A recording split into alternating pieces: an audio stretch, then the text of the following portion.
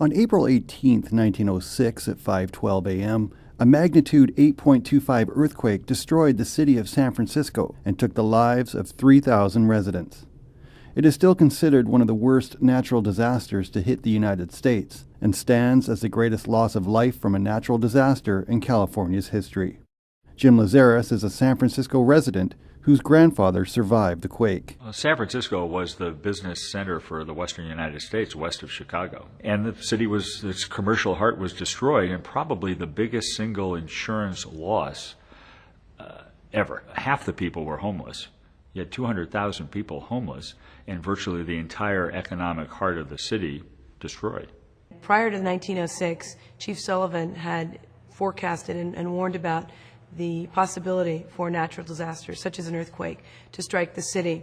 And not just the earthquake to be a problem, but subsequent fires, because San Francisco in those days was predominantly wood frame construction. On the early morning of April 18th, just after 5 a.m., an earthquake struck. And the earthquake was significant, but it was the fires that raged for the 3 days following the earthquake that created the most devastation to the city.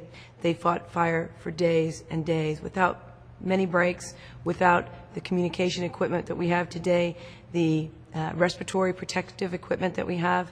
Really true heroes that really left their families and stayed at work and tried to save the city. Many citizens who did not have any formal training wanted to stand shoulder to shoulder with the firefighters, doing all they could to protect the structures and their city, and they risked their lives, really. Some fled on ferries to the East Bay.